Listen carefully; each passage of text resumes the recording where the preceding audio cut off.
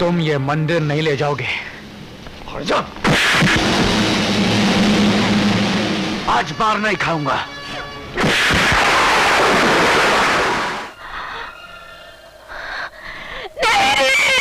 ठाकुर प्रताप सिंह, तुम्हारी अस्थियां गंगा में विसर्जित नहीं होंगी। में रिलीज हुई राम लखन फिल्म ने उस साल सफलता के कई झंडे गाड़ दिए थे। फिल्म में जैकी श्रॉफ, माधुरी दीक्षित और अनिल कपूर जैसे सितारे तो थे ही, लेकिन फिल्म की कहानी भी जबरदस्त थी। इसलिए जब से रिलीज हुई तो इसने बॉक्स ऑफिस को हिला दिया। 32 साल पहले किसी भी फिल्म का करोड़ों में कमाई करना बड़ी बात मानी जाती थी और उस वक्त इस फिल्म ने 18 करोड़ की कमाई की थी, जो वाकई बड़ी बात थी। जब बॉक्स ऑफिस पर राम लखन रिलीज हुई तो लोग इसे देखने के लिए टिकट खिड़की पर उमड़े पड़े। नतीजा, फिल्म जबरदस्त हिट हो गई। फिल्म में सबसे ज्यादा जिसे पसंद किया गया वो थी अनिल कपूर और माधुरी दीक्षित की जोड़ी। ये जोड़ी पहले भी कई फिल्मों में नजर आ चुकी थी और इनकी जबरदस्त केमिस्ट्री एक बार फिर इस फिल्म को देखने को मिली। फिल्म की कहानी तो दमदार थी ही, लेकिन इसके गाने तो मानो धूम मचा दिए। माय नेम इज खान गाना जबरदस्त हिट हुआ। ये गाना आज तक अनिल कपूर की पहचान बना हुआ है। आज भी अनिल कपूर किसी भी इवेंट में जाते हैं तो ये गाना जरूर बजाया जाता है। इस फिल्म से जुड़ा एक और मशहूर किस्सा है। मीडिया रिपोर्ट्स की माने तो इस फिल्म के बाद अनिल कपूर और गुलशन ग्रोवर में काफी ठन गई थी। इनके पीछे था दोनों के बीच का फाइट सीन। कहते हैं कि जब दोनों के बीच किसी बात को लेकर फाइट हो रही थी तो गलती से अनिल कपूर से गुलशन ग्रोवर की आंख पर चोट लग गई। इस बात को लेकर सालों तक दोनों ने नाराजगी और अनबन रही। हालांकि बाद में उनके बीच सुलह हो गई। राम लखन मूवी में शारदा की शादी एक अमीर खानदान में ठाकुर प्रताप सिंह के साथ होती है और उसके 2 बच्चे भी होते हैं। ठाकुर प्रताप सिंह के पिता अपने पड़ोसी विशंभर यानी अमरीश पुरी और भानु यानी परेश रावल पर दया दिखाते हुए अपने घर में रखते हैं और वे लोग पैसे वसूलने और चोरी का कार्य करते हैं।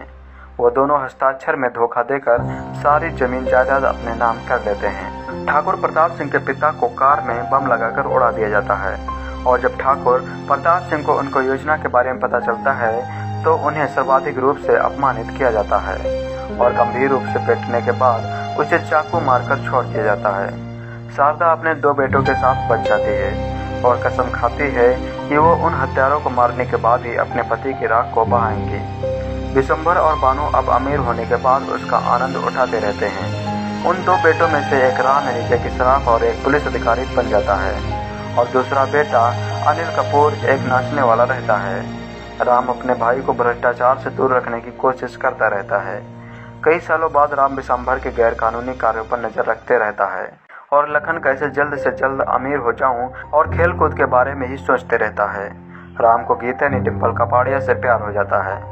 लखन को पता चलता है कि केसरिया बिलायती को पकड़ने के लिए बहुत बड़ा इनाम रखा है, तो इनाम के लालच में उसे पकड़ने के बारे में सोचने लगता है। वह उसे पकड़कर इनाम प्राप्त कर लेता है। उसे पुलिस का काम बहुत आसान लगता है और वो अपने भाई की तरह पुलिस वाला बन जाता है। उसके बाद वो अपने बचपन की दोस्त राधा यानी माधुरी दीक्षित से मिलने की कोशिश करता है। राम और लखन में झगड़ा होने लगता है क्योंकि दोनों की सोच अलग अलग होती है। लखन अपने अधिकार का उपयोग कर अपराधियों की मदद करता है और पैसे कमाते रहता है। बाद में वो विशंभर के साथ मिल जाता है। उसके फंसने के बाद राम उसे बचा लेता है और सभी अपराधियों को पकड़ लेता है। इसमें जैकी श्रॉफ ने राम की भूमिका निभाई है और अनिल कपूर ने लखन की भूमिका निभाई है। राखी ने शारदा की भूमिका निभाई है। अमरीश पुरी ने विशंभर की भूमिका निभाई है। माधुरी दीक्षित ने राधा की भूमिका निभाई है। इस फिल्म को कई पुरस्कार भी मिले थे। 35वें फिल्म फेयर पुरस्कार में फिल्म फेयर सर्वश्रेष्ठ सहायक अभिनेत्री पुरस्कार राखी गुलजार को दिया गया था और फिल्म फेयर सर्वश्रेष्ठ हास्य अभिनेता पुरस्कार अनुपम खेर और सतीश कौशिक को दिया गया था। फिल्म फेयर सर्वश्रेष्ठ फिल्म पुरस्कार, फिल्म फेयर सर्वश्रेष्ठ निर्देशक पुरस्कार सुभाष घई को दिया गया था। फिल्म फेयर सर्वश्रेष्ठ सहायक अभिनेता पुरस्कार सतीश कौशिक को दिया गया था। फिल्म फेयर सर्वश्रेष्ठ संगीतकार पुरस्कार लक्ष्मीकांत प्यारेलाल को दिया गया था। फिल्म फेयर सर्वश्रेष्ठ पार्श्व गायक पुरस्कार मोहम्मद अजीज को दिया गया था। फिल्म फेयर सर्वश्रेष्ठ पार्श्व गायिका पुरस्कार अनुराधा पौडवाल को दिया गया था। राम लखन 1979 में बनी हिंदी भाषा की फिल्म है। फिल्म सुभाष घई द्वारा निर्देशित और अनिल कपूर, जैकी श्रॉफ, माधुरी दीक्षित, डिम्पल कपाड़िया, राखी और अनुपम खेर ने इसमें मुख्य चरित्र निभाई थी। लक्ष्मीकांत प्यारेलाल द्वारा दिए गए संगीत से निर्मित गाने काफी लोकप्रिय हुए थे। साल 1989 में रिलीज हुई राम लखन फिल्म ने उस साल सफलता के कई झंडे गाड़ दिए थे। फिल्म में जैकी श्रॉफ, माधुरी दीक्षित जैसे सितारे तो थे ही, लेकिन फिल्म की कहानी भी जबरदस्त थी, इसलिए जब से रिलीज हुई तो इसने बॉक्स ऑफिस को हिला दिया। राम अवतार 1988 में आई सनी देओल, अनिल कपूर, श्रीदेवी और शक्ति कपूर अभिनीत फिल्म है। यह सुनील हिंगोरानी द्वारा निर्देशित, खालिद द्वारा लिखित और सुनील हिंगोरानी द्वारा निर्मित है। यह बैजंती माला, राज कपूर और राजवीर कुमार अभिनीत फिल्म संगम, जो कि 1964 में आई थी, की रीमेक है। इसमें सनी देओल ने राम के रूप में काम किया था और अनिल कपूर ने अवतार के रूप में, श्रीदेवी ने संगीता सानोव के रूप में काम किया था। इसकी कहानी में सनी देओल और अवतार यानी अनिल कपूर दोनों बचपन के सबसे अच्छे दोस्त हैं। दोनों मित्रों में अंतर यह है कि राम स्वेच्छा से अपने मित्र के लिए एक अमूल्य बलिदान करेंगे। वह समय जब दोनों अलग हो जाते हैं जब राम अपनी पढ़ाई को आगे बढ़ाने के लिए विदेश जाता है। इस बीच अवतार संगीता यानी श्रीदेवी द्वारा संचालित इस संगठन में नौकरी करता है। अवतार रोमांटिक रूप से संगीता की ओर आकर्षित होता है, लेकिन राम और संगीता को एक दूसरे से प्यार हो जाता है। जब राम को पता चलता है कि अवतार संगीता से प्यार करता है तो वह अवतार की शादी संगीता से करवाकर अपने दोस्त की खातिर अपने प्यार का त्याग करने का फैसला करता है।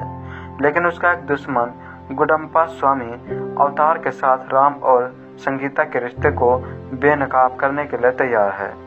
मरते समय वह अवतार को बताता है कि उसकी पत्नी एक संदिग्ध चरित्र की महिला है। अवतार को अपनी पत्नी पर शक होने लगता है और उसकी पत्नी राम को मदद के लिए बुलाती है, लेकिन अंत में राम बताता है कि वह वही था जिससे संगीता प्यार करती थी। जब अवतार जहर पीता है तो राम अवतार अपने खून की एक एक बूंद दान करके अपना जीवन बलिदान कर देता है। संगीता और अवतार को मिलाने के बाद राम की मृत्यु हो जाती है। 1986 में आई सुपरहिट कर्मा के बाद सुभाष घई अपने करियर की सबसे महत्वाकांक्षी फिल्म शुरू करने जा रहे थे। देवा फिल्म में घई और अमिताभ बच्चन पहली बार साथ काम करने वाले थे। फिल्म अनाउंस हुई और शूटिंग वगैरह शुरू हो गई, लेकिन 2 हफ्ते बाद देवा की शूटिंग रुक गई। कहा जाता है कि अमिताभ बच्चन थे तो सुभाष घई भी शोमैन थे। इस फिल्म की मेकिंग के दौरान दोनों का बहुत ईगो क्लैश हुआ, जिसे क्रिएटिव डिफरेंस कहकर दरकिनार कर दिया गया। रिपोर्ट्स के मुताबिक अमिताभ बच्चन फिल्म के सेट पर समय से नहीं आते थे क्योंकि वो बीमार थे। बीमार अमिताभ बच्चन से शूटिंग करवाने के लिए प्रोड्यूसर हबीब नडियाडवाला ने सुभाष घई को झाड़ लगा दी। सुभाष घई इसे ईगो पर ले गए। उन्हें इस बात से दिक्कत थी। अमिताभ बच्चन उनसे डायरेक्टली कोई बात नहीं करते थे, सारी डीलिंग उनकी मैनेजर करती थी। घई को लगा कि ये उनके कद के फिल्म मेकर को नीचा दिखाने वाली बात हुई। बहुत सारी अफवाहों और खबरों के बीच देवा डिब्बा बंद हो गई। कभी ना बनने के लिए सुभाष घई ने तय किया था कि यह फिल्म बच्चन के साथ ही बनेगी, अगर अमिताभ नहीं तो देवा फिल्म नहीं। इसके बाद उन्होंने अपने 2 जियाले उठाए और दूसरी पिक्चर शुरू कर दी। फिल्म का नाम था राम लखन। यह 27 जनवरी 1989 को रिलीज हुई थी। इस फिल्म ने सुभाष घई के करियर को और फ्लाइट दी। यह फिल्म जैसे बनी थी, इसकी कहानी घई की किसी फिल्म के क्लाइमैक्स से कम ड्रामेटिक नहीं थी। सोचिए घई अपने करियर के किस मकाम पर रहे होंगे कि बिना बताए आर डी बर्मन जैसे दिग्गज को फिल्म से बाहर कर दिया। एक एक्टर को घर बुलाकर role of the life time offer किया। एक्ट्रेस को दिया वादा निभाया और दूसरी एक्ट्रेस को इतना परेशान कर दिया कि उसने अपनी कलाई ही काट डाली। सोचिए तब विकी ऐसे हैं तो उनके किस्से कैसे होंगे। सुभाष घई 80 के दशक के मशहूर फिल्म मेकर थे। उनकी फिल्मों का म्यूजिक भी पसंद किया जाता था, जिन्हें वह लक्ष्मीकांत प्यारेलाल की जोड़ी से बनवाया करते थे। लेकिन बच्चन की देवा के म्यूजिक के लिए उन्होंने लेजेंडरी म्यूजिशियन पंचम दयानी आर डी बर्मन को चुना था। पंचम ने फिल्म के लिए धुनें बनानी शुरू कर दी थी। तब पंचम का करियर किसी क्रैश हुए प्लेन की तरह तेजी से नीचे की ओर आना शुरू हो चुका था। फिल्म में एक आध बढ़िया कमबैक आए, लेकिन वो बात नहीं आई। इसी सब के बीच देवा सेल्फ हो गई, यानी फिल्म का काम रुक गया। सुभाष घई ने अपनी अगली फिल्म अनाउंस कर दी, लेकिन इसी बीच एक बड़ी शॉकिंग घटना सामने आई। देवा फिल्म से राम लखन तक की जर्नी में घई का म्यूजिक डायरेक्टर बदल चुका था, क्योंकि राम लखन में लक्ष्मीकांत प्यारेलाल की जोड़ी म्यूजिक कर रही थी और यह फैसला बिना आर डी बर्मन से विचार विमर्श किए और उन्हें बिना बताए लिया गया था। दीपकीर्ति चौधरी की किताब बाली बुक में बर्मन के एक टीम मेंबर मनोहरी सिंह के हवाले से इस मामले पर थोड़ा प्रकाश डालने की कोशिश की गई है। मनोहरी ने बताया कि पंचम शाम तक राम लखन के लिए गाने कंपोज करने में लगे हुए थे, लेकिन उन्हें सुबह खबर मिली कि उन्हें उस फिल्म से ही निकालकर बाहर किया जा चुका है। ये आर डी बर्मन के करियर रूपी ताबूत में आखिरी कील साबित हुई। अब ये ना पूछना भाव ताबूत क्या होता है। बाद में प्यारेलाल ने अपने एक इंटरव्यू में बताया कि उनकी दी गई धमकी की वजह से घई ने पंचम को फिल्म से निकाल दिया था। प्यारेलाल जी ने बताया कि सुभाष घई से उन्होंने साफ कह दिया था कि अगर राम लखन का म्यूजिक उन्हें करने के लिए नहीं मिला तो आगे कभी घई के साथ काम नहीं करेंगे। ऐसे में घई को पंचम से लेकर राम लखन लक्ष्मीकांत प्यारेलाल की जोड़ी की झोली में डालनी पड़ी। सुभाष घई जब कर्मा बना रहे थे तब उनकी मुलाकात माधुरी दीक्षित नाम की एक लड़की से हुई। माधुरी की हेयर ड्रेसर खातून ने घई को माधुरी से मिलवाया। तब माधुरी अबोध जो कि 1984 में आई थी और आवारा बाप जो कि 1985 में आई थी जैसी फिल्मों में काम कर चुकी थी। घई ने उनसे मिलते ही कहा कि वो उन्हें बड़े लेवल पर लॉन्च करेंगे। उन्होंने अपनी फिल्म कर्मा में उन्हें एक डांस सीक्वेंस के लिए कास्ट कर लिया। लेकिन जब फिल्म बनकर तैयार हुई माधुरी दीक्षित का डांस नंबर फिल्म की फील के साथ नहीं जा रहा था, इसलिए वो गाना ड्रॉप कर दिया गया। लेकिन घई ने माधुरी को वादा किया कि वह उन्हें अपनी ही फिल्म से लॉन्च करेंगे। कर्मा से गाना कटने के बाद माधुरी के करियर में बहुत कुछ हो चुका था। तेजाब आ चुकी थी, वो स्टार बन चुकी थी, लेकिन सुभाष घई पर उसका कोई असर नहीं पड़ा। उन्होंने फिल्म राम लखन में माधुरी दीक्षित को अनिल कपूर के अपोजिट राधा के रोल में कास्ट किया। तेजाब के बाद राम लखन की सफलता ने माधुरी दीक्षित को स्टार से सुपरस्टार बना दिया। राम लखन सिर्फ सुभाष घई के ही करियर का हाई पॉइंट नहीं था, इस फिल्म में काम करने वाले बाकी लोगों को भी इसने खूब मकबूलियत दी। अगर इस फिल्म से एक्टर्स के करियर को हुए फायदे की लिस्ट बनाएं तो सबसे नीचे जैकी श्रॉफ और टॉप पर गुलशन ग्रोवर का नाम होगा। गुलशन ने इस फिल्म में केसरिया बिलायती नाम के एक विलन का रोल निभाया था। यह फिल्म उन्हें बड़े मजेदार तरीके से मिली थी। एक दिन घई कैजुअली गुलशन ग्रोवर से मिले, पूछा कि शूटिंग के लिए कितने बजे जाते हैं। गुलशन ने बताया 10 बजे स्टूडियो पहुंचते हैं। घई ने कहा कल सुबह 8 बजे नाश्ते पर आइए। गुलशन ग्रोवर जैसे उभरते कलाकार के लिए बड़ी बात थी कि घई ने उन्हें अपने घर बुलाया है, और अगर कोई डायरेक्टर किसी एक्टर को खाने पर बुला रहा है यानी उसके पास कोई रोल है। गुलशन बढ़िया नहा धोकर घई के बंगले पर पहुंचे। तब सुभाष घई 20वें फ्लोर पर रहते थे। दोनों ने साथ बैठकर नाश्ता वगैरह किया। देश दुनिया की बातें हुई, लेकिन काम की कोई बात नहीं हुई। फाइनली गुलशन निकलने को तैयार हुए, लेकिन उन्हें हुक लगा हुआ था कि घई कहीं उन्हें बिना रोल के ही ना भेज दे। वो लिफ्ट तक पहुंचे और घई भी बाहर तक छोड़ने आए थे। लिफ्ट तीसरे फ्लोर में 11वें फ्लोर तक आ गई, लेकिन घई ने काम के बारे में कुछ नहीं कहा। थक हार कर गुलशन ने खुद ही पूछ लिया कि उनके लिए कोई रोल है क्या। घई ने कहा नई पिक्चर बना रहे हैं, उसके विलन का रोल है। गुलशन फट से मान गए। पूछा किस टाइप का विलन है। घई ने ब्रीफ में बताया कि वो हर अच्छे आदमी के बारे में बुरा सोचता है और खुद को बैटमैन कहता है। गुलशन ग्रोवर भी फुल पावर इस रोल की तैयारी में लग गए। टेलर से कहकर खास तरह का ड्रेस डिजाइन करवाया और इस किरदार के लिए फोटोशूट कराने निकल गए।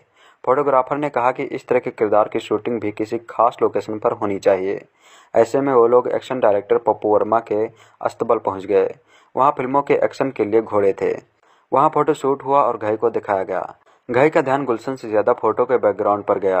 उन्होंने लोकेशन का पता लगाया और अपने भाई को भेज दिया कि पता करके आए कि वो लोकेशन फिल्म की शूटिंग के लिए मिलेगी कि नहीं। खैर फिल्म रिलीज हुई। गुलशन ग्रोवर का किरदार बैटमैन क्रेज बन गया। गुलशन ने जब अपनी आत्मकथा लिखी उसका टाइटल रखा बैटमैन, और इसी बैटमैन में इस किरदार के बनने की कहानी बताई। सुभाष घई की इस फिल्म में जैकी, डिम्पल, अनिल, माधुरी और गुलशन के अलावा सोनका गिल भी काम कर रही थी। सोनका कई बी ग्रेड फिल्मों में काम कर चुकी थी। ये उनके करियर की सबसे बड़ी फिल्म होने वाली थी। IMDb के मुताबिक सोनका गिल वैसे शॉट नहीं दे पा रही थी जैसे घई को उनसे उम्मीद थी, इसलिए वो लगातार उन्हें डांटते फटकारते रहते थे। कई बार ये झाड़ पब्लिकली पड़ जाती थी। सोनका इससे बहुत परेशान हो गई थी। फिल्म की शूटिंग खत्म होने के बाद वाली रैपअप पार्टी में घई और सोनका एक बार फिर से आमने सामने आ गए। बात बढ़ गई। सोनका को लगा घई उन्हें जानबूझकर लोगों के सामने ह्यूमिलिएट कर रहे हैं। वो फ्रस्ट्रेट हो गई। इसी गुस्से में उन्होंने अपनी कलाई काट ली। IMDb के मुताबिक ये खबर स्टारडम मैगजीन ने भी कवर की थी। बाद में इस बात पर सोनका से पूछा गया तो उन्होंने कुछ भी कहने से इनकार कर दिया, लेकिन जब घई से इस घटना के बारे में पूछा गया तो उन्होंने कलाई काटने की बात मानी, लेकिन इसके पीछे की वजह उन्होंने सोनका की पर्सनल दिक्कतों को बताया। डायरेक्टर सुभाष घई की ब्लॉकबस्टर फिल्म राम लखन की रिलीज को 32 साल से भी ज्यादा वक्त हो गया है। यह फिल्म 1989 को रिलीज हुई थी।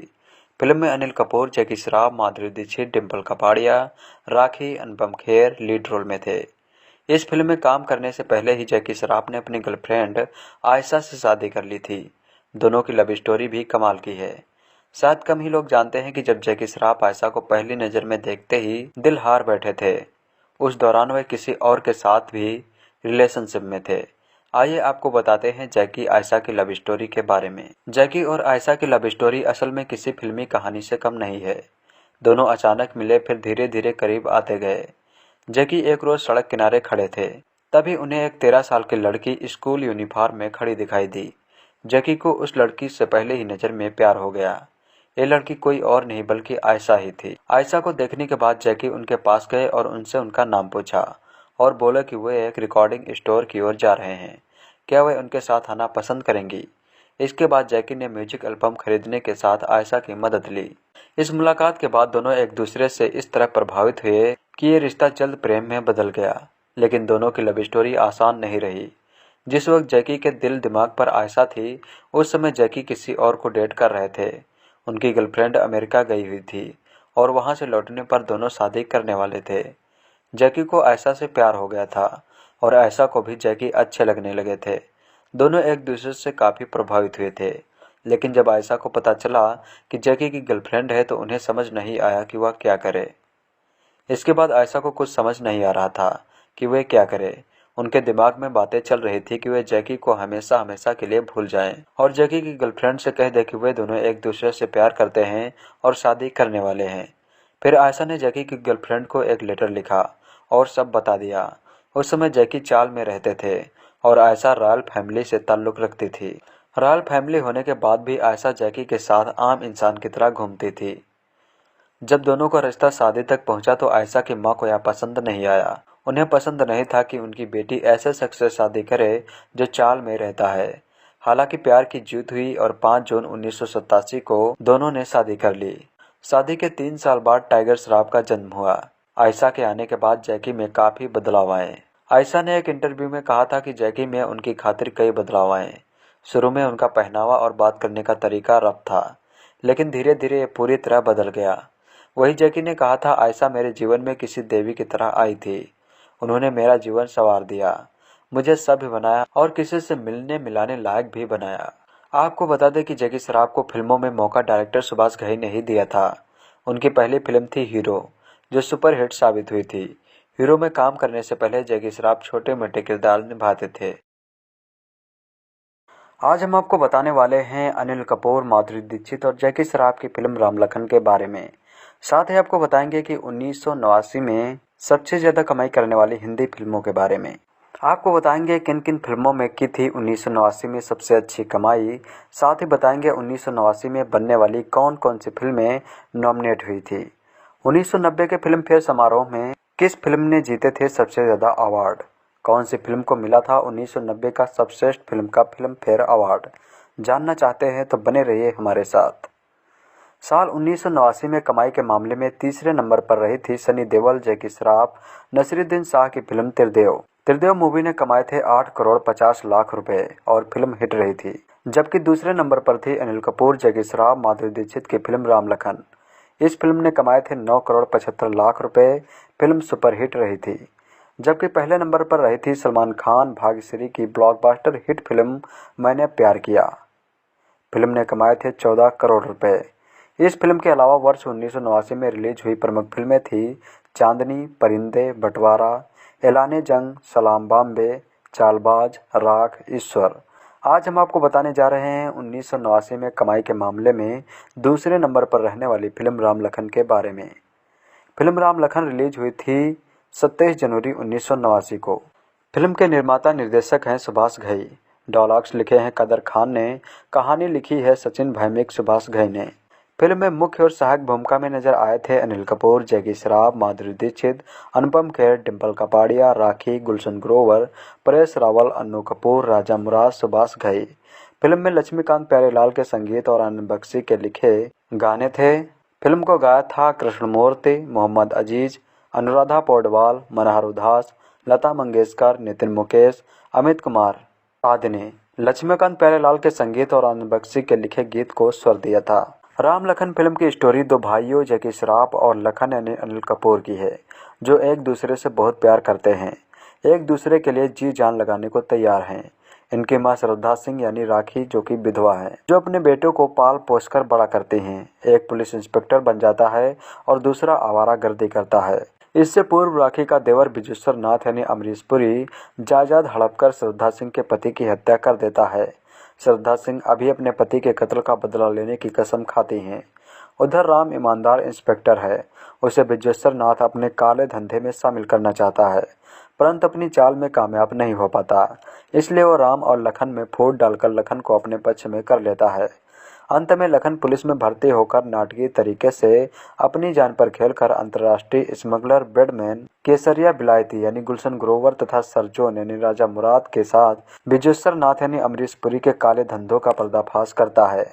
इसमें राम की प्रेमिका गीता और लखन की प्रेमिका राधा का सहयोग उन्हें मिलता है। एक्टिंग की बात की जाए तो माधुरी दीक्षित अपने नृत्य और सौंदर्य से दर्शकों को प्रभावित करने में कामयाब रही हैं। अनिल कपूर ने आवारागर्दी करने वाले लड़के से लेकर जिम्मेदार पुलिस अफसर तथा बेईमान पुलिस अफसर दोनों के रोल बाखूबी निभाकर अभिनय की छाप छोड़ी है। जैकी श्रॉफ ने ईमानदार पुलिस अफसर बेटा भाई प्रेमी की भूमिका में दर्शकों की प्रशंसा पाई है।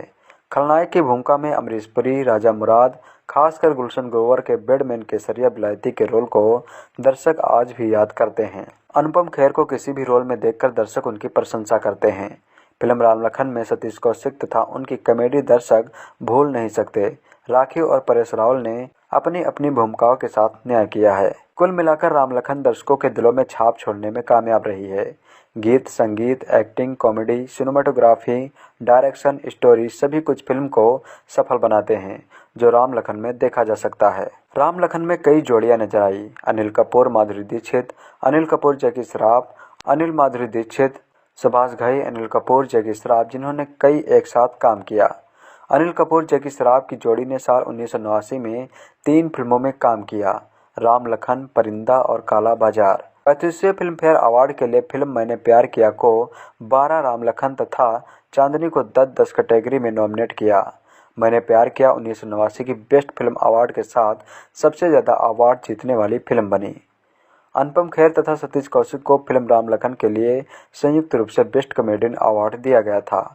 राखी को फिल्म राम लखन के लिए बेस्ट सपोर्टिंग एक्ट्रेस का फिल्म फेयर अवार्ड दिया गया था। सुभाष घई ने बॉलीवुड को कई सुपरहिट फिल्में दी। इनमें से एक थी राम लखन। फिल्म में राम बने थे जैकी श्रॉफ और लखन बने थे अनिल कपूर। राम लखन की मां का रोल राखी ने निभाया था। फिल्म में 2 लीड एक्ट्रेस भी थी, माधुरी दीक्षित और डिम्पल कपाड़िया। 1989 में रिलीज हुई इस फिल्म ने बॉक्स ऑफिस पर इतिहास रच दिया था। फिल्म में बम्पर कमाई की थी और साल की सबसे बड़ी हिट साबित हुई थी। आज राम लखन को रिलीज हुए 30 साल पूरे हो चुके हैं। फिल्म की कहानी बेहतरीन थी। इसमें 90 के दशक के 2 सुपरस्टार जैकी श्रॉफ और अनिल कपूर को कास्ट कर सुभाष घई ने हिट का पहला फार्मूला अपना लिया था। फिल्म के गाने भी सुपरहिट रहे थे, जिन्हें लक्ष्मीकांत प्यारेलाल ने कंपोज किया था। फिल्म का गाना my name is Lakhan superhit हुआ था। आज भी शादी के फंक्शन में यह गाना जरूर प्ले होता है और सभी अनिल कपूर का सुपरहिट स्टेप एक साथ करते नजर आते हैं। खबरों की माने तो सुभाष घई राम लखन से पहले अपनी ड्रीम प्रोजेक्ट फिल्म देवा बना रहे थे। इस फिल्म में सुभाष घई ने अमिताभ बच्चन को कास्ट किया था। अमिताभ बच्चन फिल्म को अच्छे से नहीं कर रहे थे। इस बात से सुभाष घई नाराज हो गए और उन्होंने फिल्म बंद कर दी। इसके बाद उन्होंने राम लखन बनाई जो कि सुपरहिट रही। सुभाष घई ने फिल्म में राम के रोल के लिए शत्रुघ्न सिन्हा को कास्ट करना चाहते थे, लेकिन बात नहीं बन पाई। फिल्म में सुभाष घई के असिस्टेंट डायरेक्टर रोनित राय थे। यह माधुरी दीक्षित की हिट फिल्मों में से एक थी। माधुरी दीक्षित के शुरुआती करियर में कई फिल्में फ्लॉप हो गई थी। सुभाष घई जब 1986 में फिल्म कर्मा डायरेक्ट कर रहे थे तो उन्होंने माधुरी को इसमें आइटम नंबर ऑफर किया था। एडिट के समय फिल्म से गाना हटा दिया गया। इसके बाद सुभाष घई ने सोचा था कि वो माधुरी को किसी बड़ी फिल्म में लॉन्च करेंगे, इसलिए उन्होंने माधुरी को राम लखन में कास्ट किया था। पहले इस फिल्म के संगीत को आर डी बर्मन कंपोज करने वाले थे, लेकिन सुभाष घई ने उन्हें बिना बताए हटा दिया। बता दें कि फिल्म में एक एक्शन सीन करते समय बड़ा हादसा हो गया था। अनिल ने गलती से गुलशन ग्रोवर की आंख पर मार दिया था।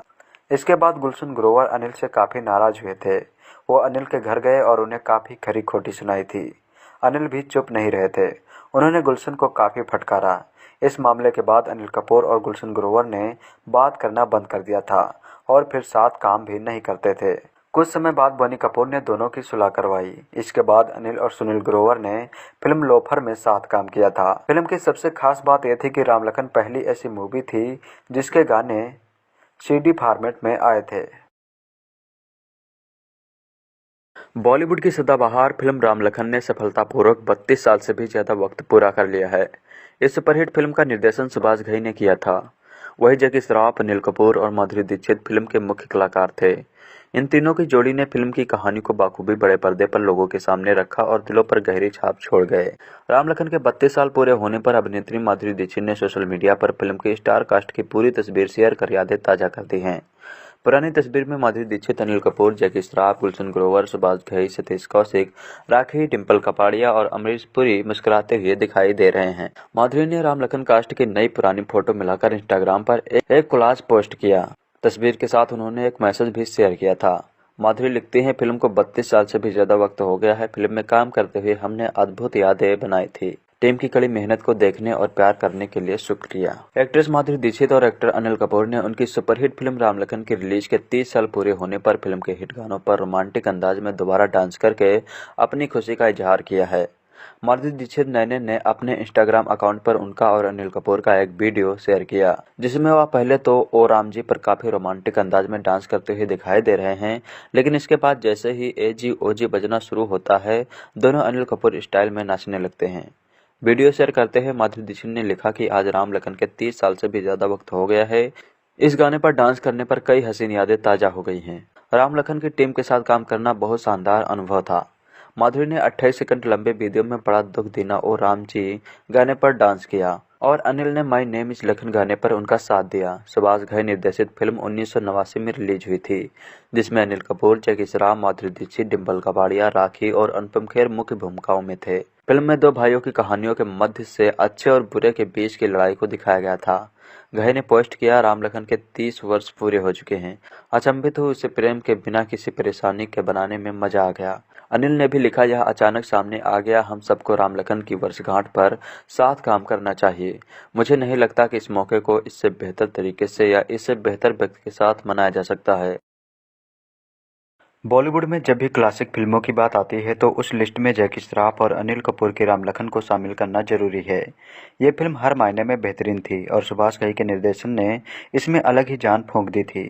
साल 1989 में रिलीज हुई राम लखन को आज 32 साल से भी ज्यादा वक्त हो गया है। इस खास मौके पर एक्टर जैकी श्रॉफ ने अपने दिल की बात शेयर की थी। एक न्यूज पोर्टल को दिए गए इंटरव्यू में जैकी ने माना है कि राम लखन उनके करियर की बहुत ही स्पेशल फिल्म है। वह कहते हैं, ऐसी फिल्में संग खुद को जोड़ना अच्छा ही लगता है। इस फिल्म को मैं आकर्षक कह सकता हूँ। ये मेरे करियर की बेस्ट फिल्मों में से एक है। फिल्म में मसाला है, ड्रामा है, कॉमेडी है और काफ़ी इमोशन है। सुभाष घई ने अलग ही बेंचमार्क सेट किया है। फिल्म अच्छाई की बुराई पर जीत है। दो भाइयों के मजबूत बॉन्डिंग की कहानी है। वैसे जैकी ने इंटरव्यू में अपने अनिल कपूर को लेकर भी काफ़ी कुछ कहा है। संग काम करना हमेशा बेहतरीन रहता है। वे मानते हैं कि अनिल उनसे उम्र में जरूर बड़े हैं, लेकिन फिल्मों में हमेशा उन्होंने बड़े भाई का रोल प्ले किया है। इस बारे में वे कहते हैं, राम लखन में मैं उनका बड़ा भाई बना था, लेकिन असल ज़िंदगी में हम जब भी मिलते हैं वह मुझे हमेशा बड़े भाई की तरह ही गाइड करते हैं, इसलिए उनके साथ मेरा रिलेशन काफ़ी अच्छा रहा है।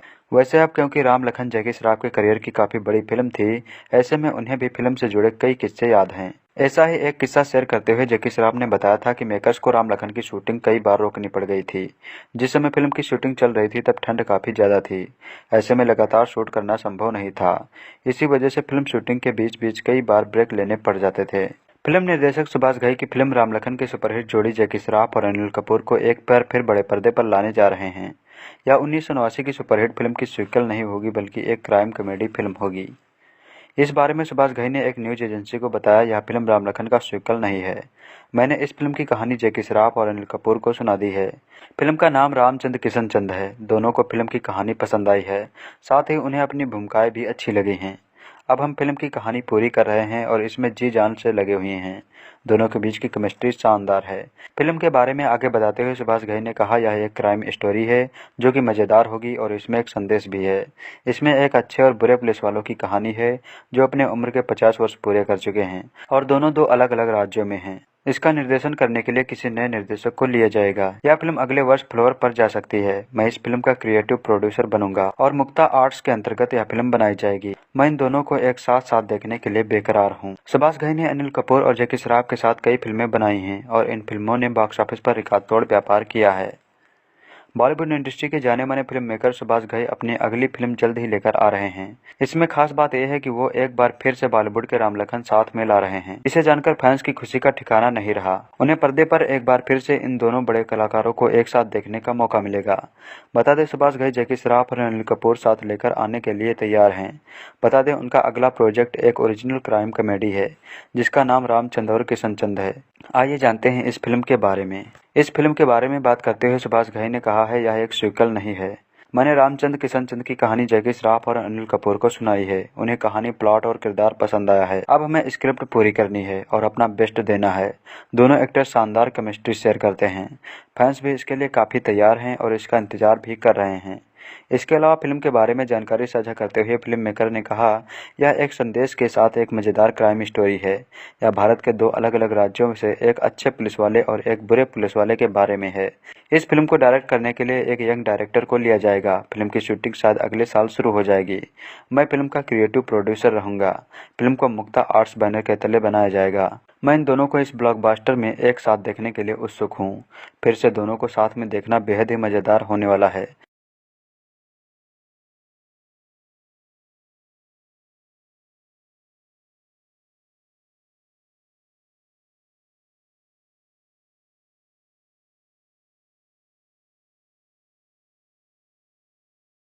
दोस्तों, राम लखन 1989 में बनी हिंदी भाषा की फिल्म है। फिल्म सुभाष घई द्वारा निर्देशित है और अनिल कपूर, जैकी श्रॉफ, माधुरी दीक्षित, डिम्पल कपाड़िया, राखी और अनुपम खेर ने इसमें प्रमुख भूमिकाएं निभाई थी।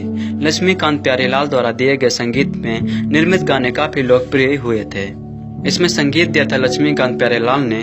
भारत में हिंदी भाषा में रिलीज हुई थी। तो चलिए बात करते हैं इसकी कहानी की।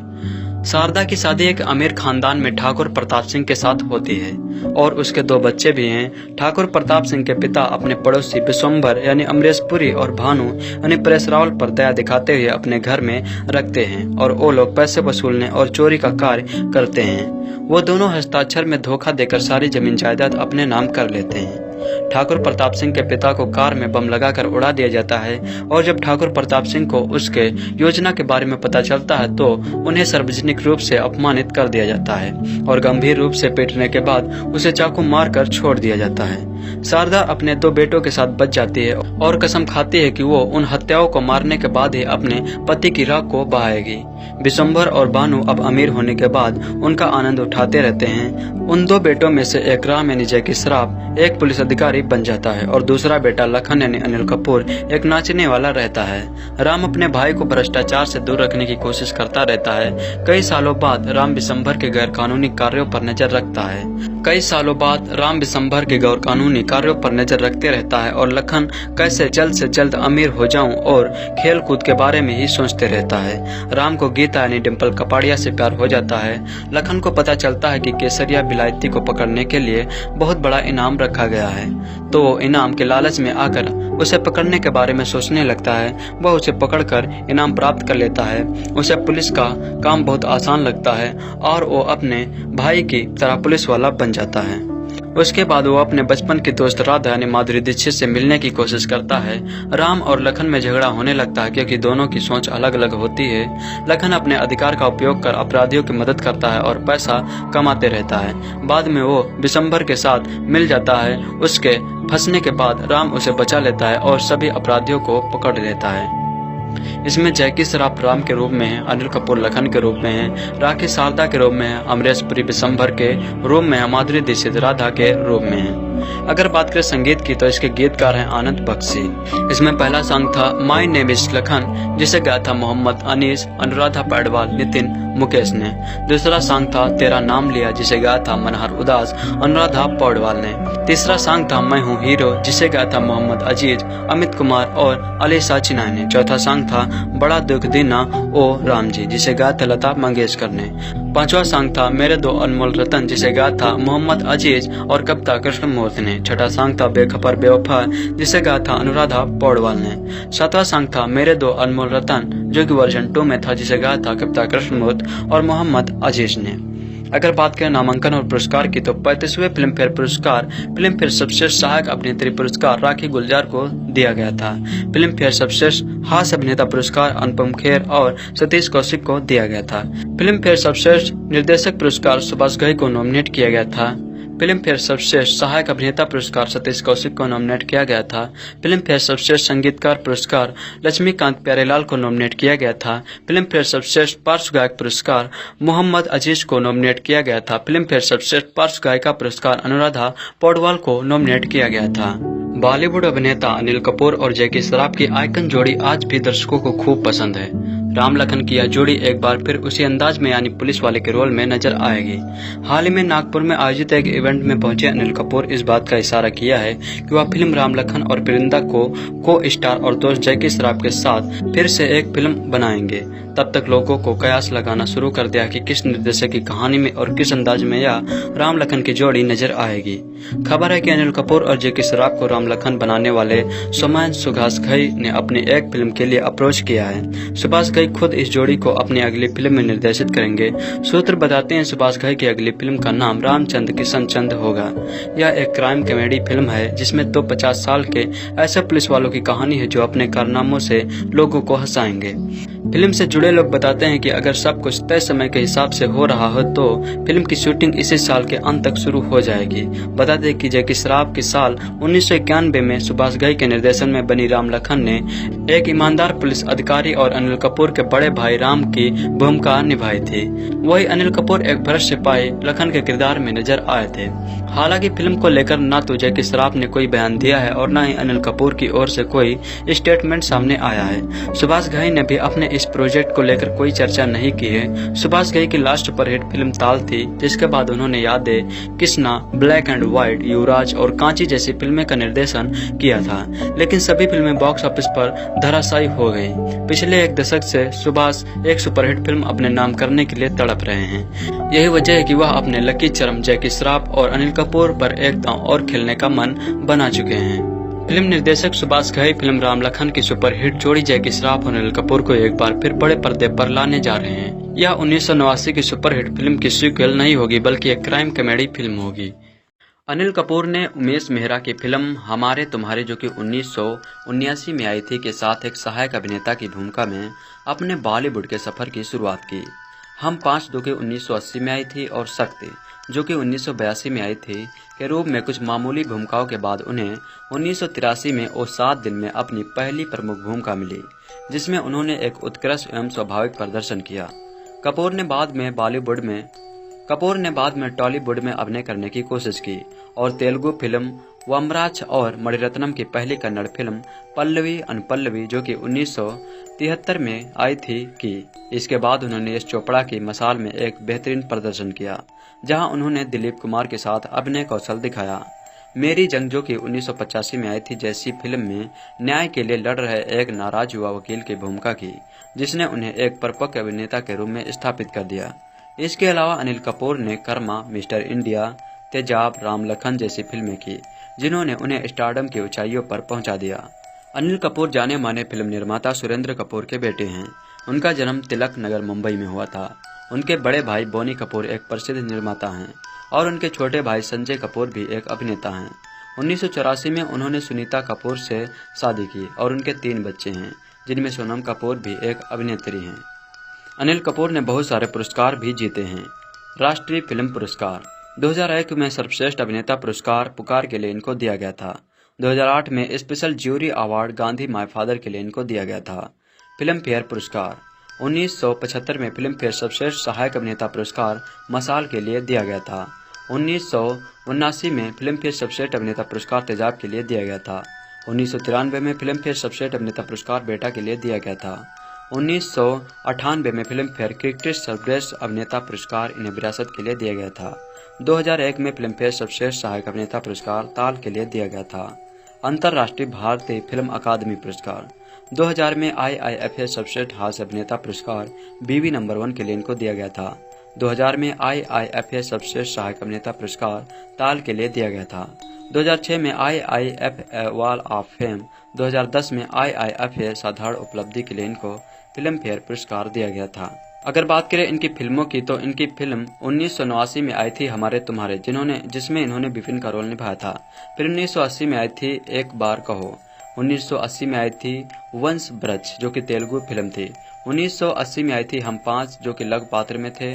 1983 में इनकी फिल्म आई थी रचना। फिर 1983 में आई थी पल्लवी अनुपल्लवी। फिर 1983 में इनकी फिल्म आई थी ओ 7 दिन, जिसमें इन्होंने प्रेम प्रताप का रोल निभाया था। इस फिल्म से इन्होंने अपने बॉलीवुड करियर की शुरुआत की थी। 1973 में इनकी फिल्म आई थी हीरो। 1983 में इनकी फिल्म आई थी हीरो और 1984 में इनकी फिल्म आई थी लव मैरिज, मसाल, अंदर बाहर, लैला आदि फिल्में आई थी। लव मैरिज में इन्होंने राजेश का रोल निभाया था, मसाल में इन्होंने राजा का रोल निभाया था, अंदर बाहर में इन्होंने राजा का रोल निभाया था और लैला में इन्होंने कुमार देशराज सिंह का रोल निभाया था। फिर 1985 में इनकी फिल्में आई मेरी जंग, युद्ध, साहब, मोहब्बत आदि, जिसमें इन्होंने मेरी जंग में अरुण वर्मा का रोल निभाया था और मोहब्बत में शेखर का रोल निभाया था। फिर 1986 में इनकी फिल्में आई कर्मा, प्यार का सिंदूर, जाबाज, इंसाफ की आवाज, आपके साथ, प्यार किया है प्यार करेंगे, कहां कहां से गुजर, चमेली की शादी। फिर 1987 में इनकी फिल्म आई थी इतिहास, हिफाजत, मिस्टर इंडिया, ठिकाना। 1988 में इनकी फिल्में आई थी सोने पे सुहागा, कसम, इंतकाम, राम अवतार, विजय, तेजाब। फिर 1989 में इनकी फिल्म आई थी रखवाला, राम लखन, आग से खेलेंगे, जोशीले, परिंदा, काला बाजार, ईश्वर, अभिमन्यु आदि। फिर 1990 में इनकी फिल्म आई थी किशन कन्हैया, अम्बा, जीवन एक संघर्ष, आवारगी, घर हो तो ऐसा। फिर 1991 में इनकी फिल्में आई थी प्रतिकार, जिगरवाला, जमाई राजा, बेनाम बादशाह, लम्हे। फिर 1992 में इनकी फिल्में आई थी खेल, अपराधी, आसमान से गिरा, हीर रांझा, हमला, जिंदगी एक जुआ, बेटा। फिर 1993 में इनकी फिल्में आई थी गुरुदेव, 1942 से लव स्टोरी, रूप की रानी, चोरों का राजा, मिस्टर आजाद, अंदाज, लाडला। फिर 1995 में इनकी फिल्म आई थी त्रिमूर्ति। फिर 1996 में इनकी फिल्में आई थी राजकुमार, लोफर, मिस्टर बेचारा। फिर 1997 में इनकी फिल्म आई थी विरासत, जुदाई, दीवाना मस्ताना। फिर 1998 में इनकी फिल्में आई थी कभी ना कभी, घरवाली बाहर वाली, झूठ बोले कौवा काटे। फिर 1999 में इनकी फिल्म आई थी मन, बीवी नंबर 1, हम आपके दिल में रहते हैं, ताल। फिर 2000 में इनकी फिल्में आई थी कारोबार, बुलंदी, पुकार, हमारा दिल आपके पास है। फिर 2001 में इनकी फिल्में आई थी लज्जा, नायक। फिर 2002 में इनकी फिल्में आई थी ओम जय जगदीश, बधाई हो बधाई, रिश्ते। फिर 2003 में इनकी फिल्में आई थी अरमान, कैलकाटा मेल। फिर 2004 में इनकी मुसाफिर फिल्म आई थी। 2005 में इनकी फिल्में आई थी चॉकलेट, माई वाइफ्स मर्डर, बेवफा, नो एंट्री। 2006 में इनकी फिल्में आई थी नकाश और डरना जरूरी है।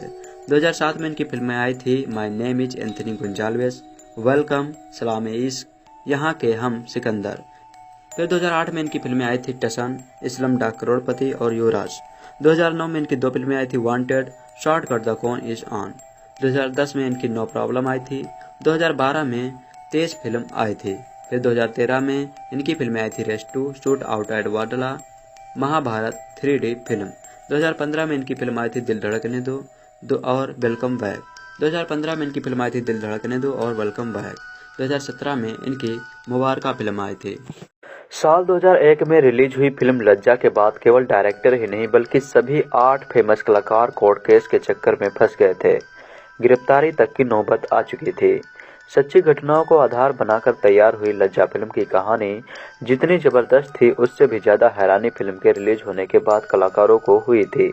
कानपुर के भवानीपुर कांड पर बनी फिल्म लज्जा के डायरेक्टर समेत फिल्म के 8 कलाकारों पर गिरफ्तारी का संकट मंडराने लगे थे।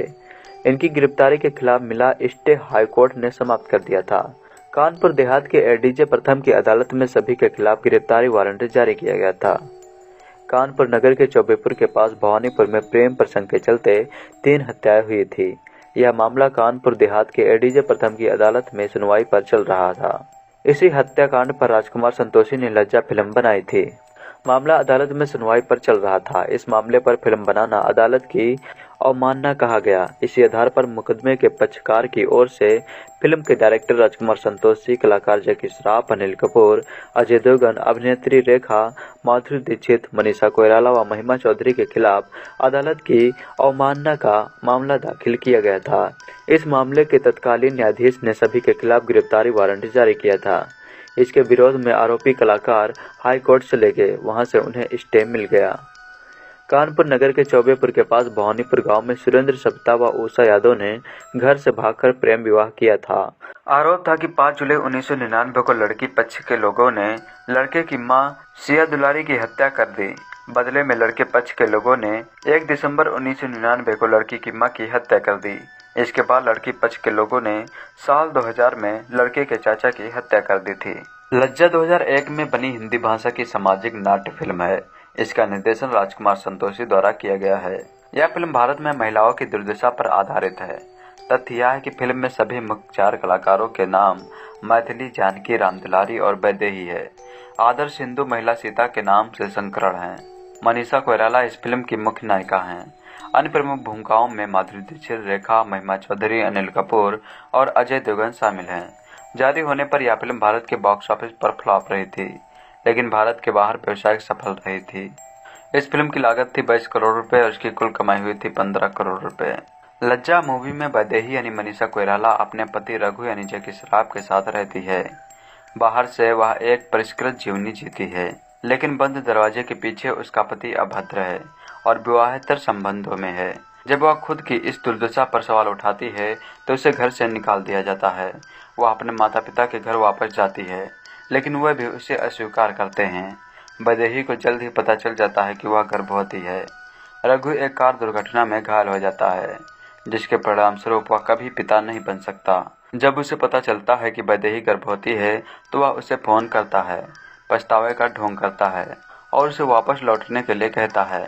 वैदेही सहमत हो जाती है, सोचती है कि रघु बदल गया है। रघु और उसके पिता ने बच्चे को उत्तराधिकारी बनाने की साजिश की है और अगर वैदेही हस्तक्षेप करेगी तो उसे मार दिया जाएगा। इस बीच वैदेही के एक दोस्त ने रघु के सच्चे इरादों के बारे में उसे सूचित किया और इसलिए वह उसके गुर्गे से बच निकलती है।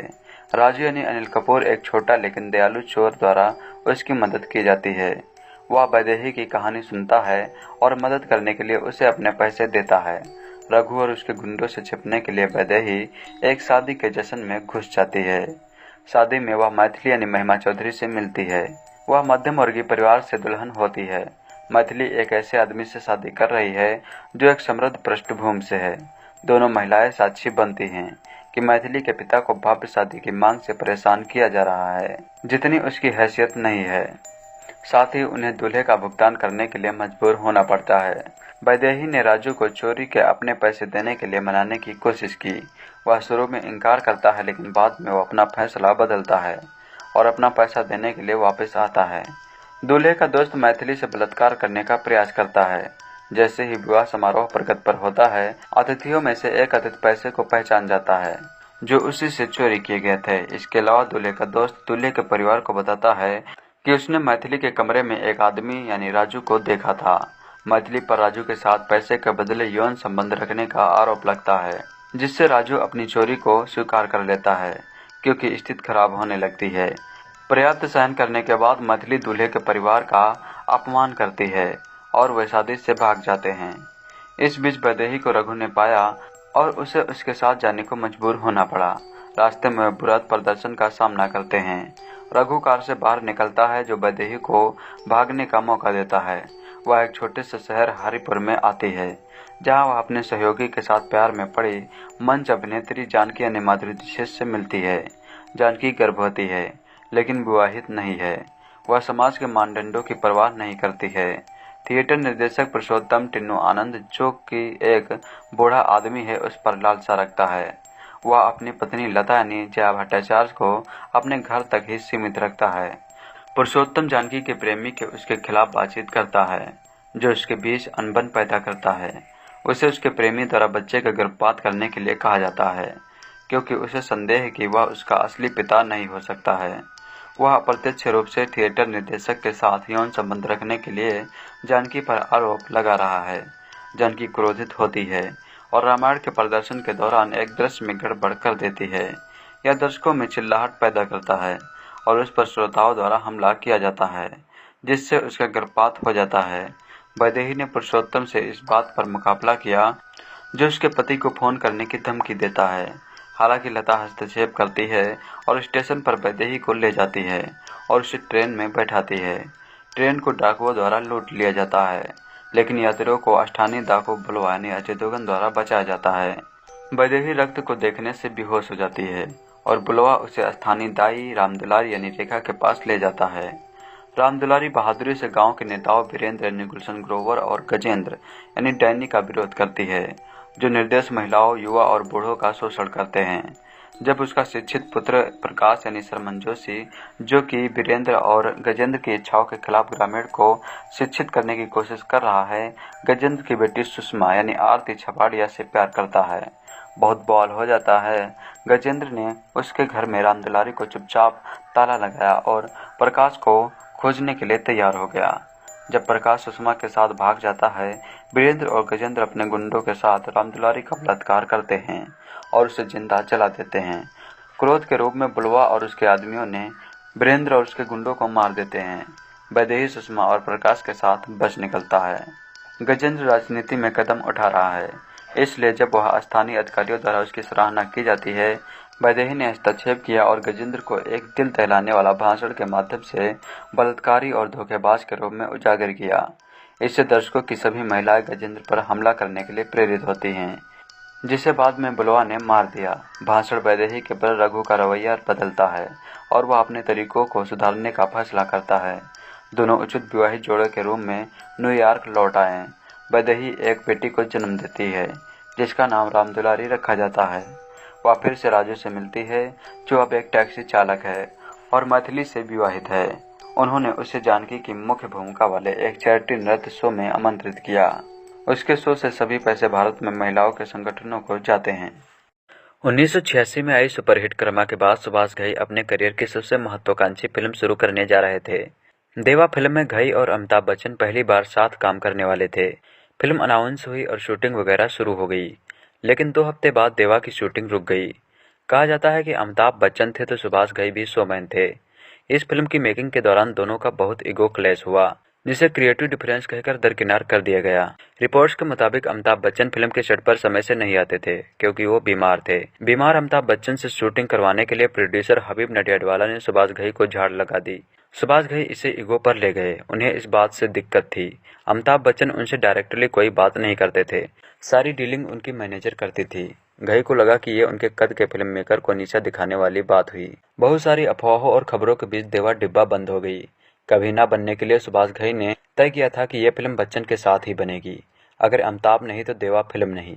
इसके बाद उन्होंने अपने 2 जियाले उठाए और दूसरी पिक्चर शुरू कर दी। फिल्म का नाम था राम लखन। यह 27 जनवरी 1989 को रिलीज हुई थी। इस फिल्म ने सुभाष घई के करियर को और फ्लाइट दी।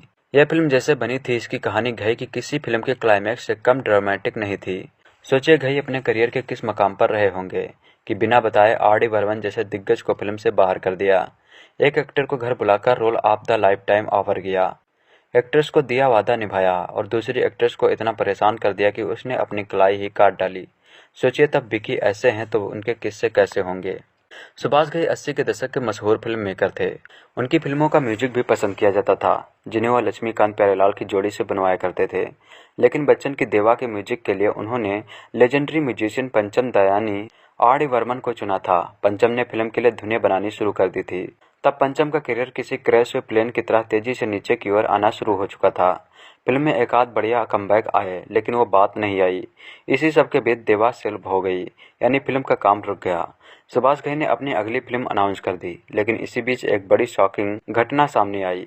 देवा फिल्म से राम लखन तक की जर्नी में घई का म्यूजिक डायरेक्टर बदल चुका था, क्योंकि राम लखन में लक्ष्मीकांत प्यारेलाल की जोड़ी म्यूजिक कर रही थी और यह फैसला बिना आर.डी. बर्मन से विचार विमर्श किए और उन्हें बिना बताए लिया गया था। दीपकीर्ति चौधरी की किताब बाली बुक में बर्मन के एक टीम मेंबर मनोहरी सिंह के हवाले से इस मामले पर थोड़ा प्रकाश डालने की कोशिश की गई है। मनोहरी ने बताया कि पंचम शाम तक राम लखन के लिए गाने कंपोज करने में लगे हुए थे, लेकिन उन्हें सुबह खबर मिली कि उन्हें उस फिल्म से ही निकालकर बाहर किया जा चुका है। ये आर.डी. बर्मन के करियर रूपी ताबूत में आखिरी कील साबित हुई। अब ये ना पूछना भाव ताबूत क्या होता है। बाद में प्यारेलाल ने अपने एक इंटरव्यू में बताया कि उनकी दी गई धमकी की वजह से घई ने पंचम को फिल्म से निकाल दिया था। प्यारेलाल जी ने बताया कि सुभाष घई से उन्होंने साफ कह दिया था कि अगर राम लखन का म्यूजिक उन्हें करने के लिए नहीं मिला तो आगे कभी घई के साथ काम नहीं करेंगे। ऐसे में घई को पंचम से लेकर राम लखन लक्ष्मीकांत प्यारेलाल की जोड़ी की झोली में डालनी पड़ी। सुभाष घई जब कर्मा बना रहे थे तब उनकी मुलाकात माधुरी दीक्षित नाम की एक लड़की से हुई। माधुरी की हेयर ड्रेसर खातून ने घई को माधुरी से मिलवाया। तब माधुरी अबोध जो कि 1984 में आई थी और आवारा बाप जो कि 1985 में आई थी जैसी फिल्मों में काम कर चुकी थी। घई ने उनसे मिलते ही कहा कि वो उन्हें बड़े लेवल पर लॉन्च करेंगे। उन्होंने अपनी फिल्म कर्मा में उन्हें एक डांस सीक्वेंस के लिए कास्ट कर लिया। लेकिन जब फिल्म बनकर तैयार हुई माधुरी दीक्षित का डांस नंबर फिल्म की फील के साथ नहीं जा रहा था, इसलिए वो गाना ड्रॉप कर दिया गया। लेकिन घई ने माधुरी को वादा किया कि वह उन्हें अपनी ही फिल्म से लॉन्च करेंगे। कर्मा से गाना कटने के बाद माधुरी के करियर में बहुत कुछ हो चुका था। तेजाब आ चुकी थी, वो स्टार बन चुकी थी, लेकिन सुभाष घई पर उसका कोई असर नहीं पड़ा। उन्होंने फिल्म राम लखन में माधुरी दीक्षित को अनिल कपूर के अपोजिट राधा के रोल में कास्ट किया।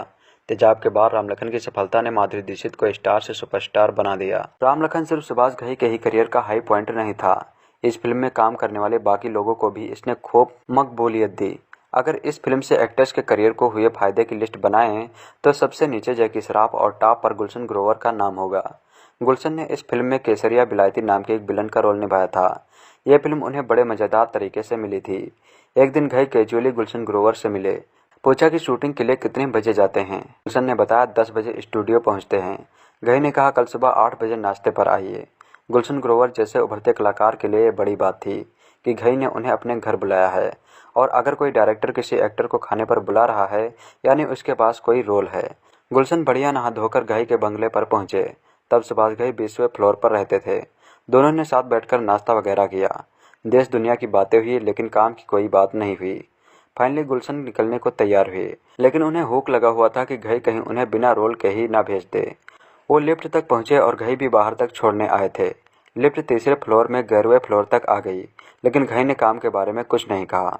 थक हार कर गुलशन ने खुद ही पूछ लिया कि उनके लिए कोई रोल है क्या। घई ने कहा नई पिक्चर बना रहे हैं, उसके विलन का रोल है। गुलशन फट से मान गए। पूछा किस टाइप का विलन है। घई ने ब्रीफ में बताया कि वो हर अच्छे आदमी के बारे में बुरा सोचता है और खुद को बैटमैन कहता है। गुलशन ग्रोवर भी फुल पावर इस रोल की तैयारी में लग गए। टेलर से कहकर खास तरह का ड्रेस डिजाइन करवाया और इस किरदार के लिए फोटोशूट कराने निकल गए। फोटोग्राफर ने कहा कि इस तरह के किरदार की शूटिंग भी किसी खास लोकेशन पर होनी चाहिए। ऐसे में वो लोग एक्शन डायरेक्टर पप्पू वर्मा के अस्तबल पहुंच गए। वहां फिल्मों के एक्शन के लिए घोड़े थे। वहां फोटोशूट हुआ और घई को दिखाया गया। घई का ध्यान गुलशन से ज्यादा फोटो के बैकग्राउंड पर गया। उन्होंने लोकेशन का पता लगाया और अपने भाई को भेज दिया कि पता करके आए कि वो लोकेशन फिल्म की शूटिंग के लिए मिलेगी कि नहीं। खैर फिल्म रिलीज हुई। गुलशन ग्रोवर का किरदार बैटमैन क्रेज बन गया। गुलशन ने जब अपनी आत्मकथा लिखी उसका टाइटल रखा बैटमैन, और इसी बैटमैन में इस किरदार के बनने की कहानी बताई। सुभाष घई की इस फिल्म में जैकी, डिम्पल, अनिल, माधुरी और गुलशन के अलावा सोनका गिल भी काम कर रही थी। सोनका कई बी ग्रेड फिल्मों में काम कर चुकी थी। ये उनके करियर की सबसे बड़ी फिल्म होने वाली थी। IMDb के मुताबिक सोनका गिल वैसे शॉट नहीं दे पा रही थी जैसे घई को उनसे उम्मीद थी, इसलिए वो लगातार उन्हें डांटते फटकारते रहते थे। कई बार ये झाड़ पब्लिकली पड़ जाती थी। सोनका इससे बहुत परेशान हो गई थी। फिल्म की शूटिंग खत्म होने के बाद वाली रैपअप पार्टी में घई और सोनका एक बार फिर से आमने सामने आ गए। बात बढ़ गई। सोनका को लगा घई उन्हें जानबूझकर लोगों के सामने ह्यूमिलिएट कर रहे हैं। वो फ्रस्ट्रेट हो गई। इसी गुस्से में उन्होंने अपनी कलाई काट ली। IMDb के मुताबिक ये खबर स्टारडम मैगजीन ने भी कवर की थी। बाद में इस बात पर सोनका से पूछा गया तो उन्होंने कुछ भी कहने से इनकार कर दिया, लेकिन जब घई से इस घटना के बारे में पूछा गया तो उन्होंने कलाई काटने की बात मानी, लेकिन इसके पीछे की वजह उन्होंने सोनका की पर्सनल दिक्कतों को बताया। डायरेक्टर सुभाष घई की ब्लॉकबस्टर फिल्म राम लखन की रिलीज को 32 साल से भी ज्यादा वक्त हो गया है। यह फिल्म 1989 को रिलीज हुई थी। फिल्म में अनिल कपूर, जैकी श्रॉफ, माधुरी दीक्षित, डिम्पल कपाड़िया, राखी, अनुपम खेर लीड रोल में थे। इस फिल्म में काम करने से पहले ही जैकी श्रॉफ ने अपनी गर्लफ्रेंड आयशा से शादी कर ली थी। दोनों की लव स्टोरी भी कमाल की है। शायद कम ही लोग जानते हैं कि जब जैकी श्रॉफ आयशा को पहली नज़र में देखते ही दिल हार बैठे थे, उस दौरान वे किसी और के साथ भी रिलेशनशिप में थे। आइए आपको बताते हैं जैकी आयशा की लव स्टोरी के बारे में। जैकी और आयशा की लव स्टोरी असल में किसी फिल्मी कहानी से कम नहीं है। दोनों अचानक मिले, फिर धीरे धीरे करीब आते गए। जैकी एक रोज सड़क किनारे खड़े थे, तभी उन्हें एक 13 साल की लड़की स्कूल यूनिफॉर्म में खड़ी दिखाई दी। जैकी को उस लड़की से पहले ही नजर में प्यार हो गया। ये लड़की कोई और नहीं बल्कि आयशा ही थी। आयशा को देखने के बाद जैकी उनके पास गए और उनसे उनका नाम पूछा और बोला कि वे एक रिकॉर्डिंग स्टोर की ओर जा रहे हैं, क्या वे उनके साथ आना पसंद करेंगी। इसके बाद जैकी ने म्यूजिक एल्बम खरीदने के साथ आयशा की मदद ली। इस मुलाकात के बाद दोनों एक दूसरे से इस तरह प्रभावित हुए कि ये रिश्ता जल्द प्रेम में बदल गया। लेकिन दोनों की लव स्टोरी आसान नहीं रही। जिस वक्त जैकी के दिल दिमाग पर आयशा थी, उस समय जैकी किसी और को डेट कर रहे थे। उनकी गर्लफ्रेंड अमेरिका गई हुई थी और वहां से लौटने पर दोनों शादी करने वाले थे। जैकी को आयशा से प्यार हो गया था और आयशा को भी जैकी अच्छे लगने लगे थे।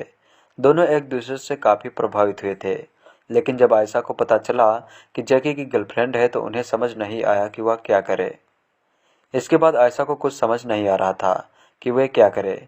उनके दिमाग में बातें चल रही थी कि वे जैकी को हमेशा हमेशा के लिए भूल जाएं और जैकी की गर्लफ्रेंड से कह दे कि वे दोनों एक दूसरे से प्यार करते हैं और शादी करने वाले हैं। फिर आयशा ने जैकी की गर्लफ्रेंड को एक लेटर लिखा और सब बता दिया। उस समय जैकी चाल में रहते थे और आयशा रॉयल फैमिली से ताल्लुक़ रखती थी। रॉयल फैमिली होने के बाद भी आयशा जैकी के साथ आम इंसान की तरह घूमती थी। जब दोनों का रिश्ता शादी तक पहुंचा तो आयशा की मां को यह पसंद नहीं आया। उन्हें पसंद नहीं था कि उनकी बेटी ऐसे शख्स से शादी करे जो चाल में रहता है। हालांकि प्यार की जीत हुई और 5 जून 1987 को दोनों ने शादी कर ली। शादी के 3 साल बाद टाइगर श्रॉफ का जन्म हुआ। आयशा के आने के बाद जैकी में काफ़ी बदलाव आए। आयशा ने एक इंटरव्यू में कहा था कि जैकी में उनकी खातिर कई बदलाव आए। शुरू में उनका पहनावा और बात करने का तरीका रफ था, लेकिन धीरे धीरे ये पूरी तरह बदल गया। वही जैकी ने कहा था, आयशा मेरे जीवन में किसी देवी की तरह आई थी।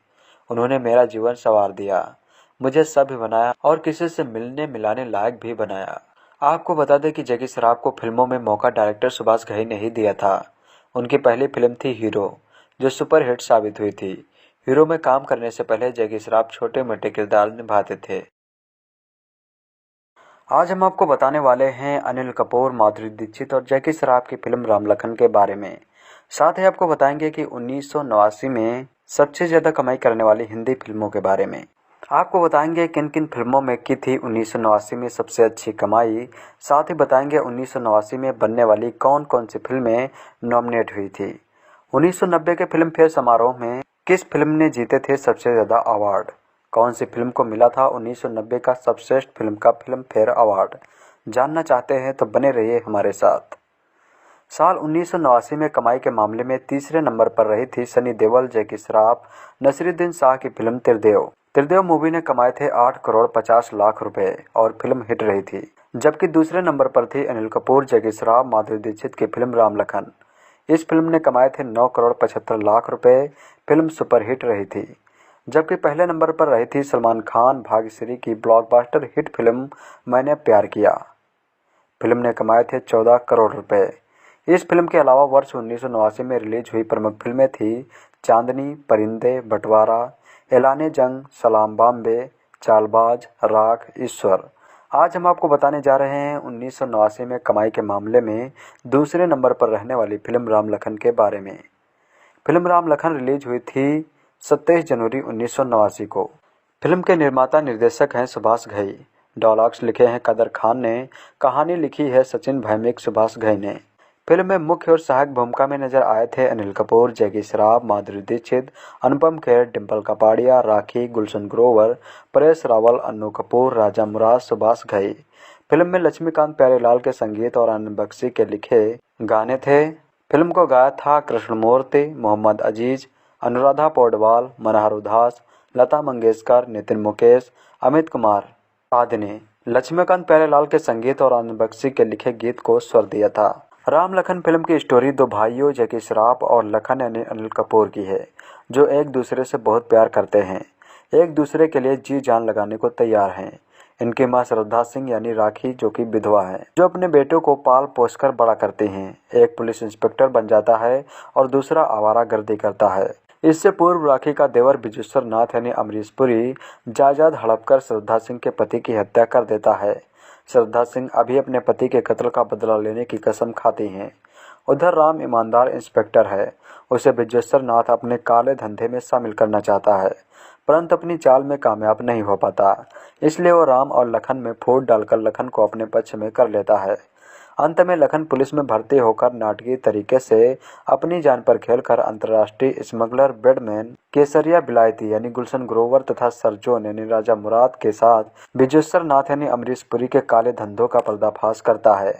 इसमें राम की प्रेमिका गीता और लखन की प्रेमिका राधा का सहयोग उन्हें मिलता है। एक्टिंग की बात की जाए तो माधुरी दीक्षित अपने नृत्य और सौंदर्य से दर्शकों को प्रभावित करने में कामयाब रही हैं। अनिल कपूर ने आवारागर्दी करने वाले लड़के से लेकर जिम्मेदार पुलिस अफसर तथा बेईमान पुलिस अफसर दोनों के रोल बाखूबी निभाकर अभिनय की छाप छोड़ी है। जैकी श्रॉफ ने ईमानदार पुलिस अफसर बेटा भाई प्रेमी की भूमिका में दर्शकों की प्रशंसा पाई है। खलनायक की भूमिका में अमरीश पुरी, राजा मुराद, खासकर गुलशन ग्रोवर के बेडमैन केसरिया बिलायती के रोल को दर्शक आज भी याद करते हैं। अनुपम खेर को किसी भी रोल में देखकर दर्शक उनकी प्रशंसा करते हैं। फिल्म राम लखन में सतीश कौशिक तथा उनकी कॉमेडी दर्शक भूल नहीं सकते। राखी और परेश रावल ने अपनी अपनी भूमिकाओं के साथ न्याय किया है। कुल मिलाकर राम लखन दर्शकों के दिलों में छाप छोड़ने में कामयाब रही है। गीत, संगीत, acting, comedy, cinematography, direction, story सभी कुछ फिल्म को सफल बनाते हैं जो राम लखन में देखा जा सकता है। राम लखन में कई जोड़ियां नजर आई। अनिल कपूर, माधुरी दीक्षित, अनिल कपूर, जैकी श्रॉफ, अनिल, माधुरी दीक्षित, सुभाष घई, अनिल कपूर, जैकी श्रॉफ जिन्होंने कई एक साथ काम किया। अनिल कपूर जैकी श्रॉफ की जोड़ी ने साल 1989 में 3 फिल्मों में काम किया, राम लखन, परिंदा और काला बाजार। 35वें फिल्म फेयर अवार्ड के लिए फिल्म मैंने प्यार किया को 12, राम लखन तथा चांदनी को 10-10 कैटेगरी में नॉमिनेट किया। मैंने प्यार किया 1989 की बेस्ट फिल्म अवार्ड के साथ सबसे ज़्यादा अवार्ड जीतने वाली फिल्म बनी। अनुपम खेर तथा सतीश कौशिक को फिल्म राम लखन के लिए संयुक्त रूप से बेस्ट कॉमेडियन अवार्ड दिया गया था। राखी को फिल्म राम लखन के लिए बेस्ट सपोर्टिंग एक्ट्रेस का फिल्म फेयर अवार्ड दिया गया था। सुभाष घई ने बॉलीवुड को कई सुपरहिट फिल्में दी। इनमें से एक थी राम लखन। फिल्म में राम बने थे जैकी श्रॉफ और लखन बने थे अनिल कपूर।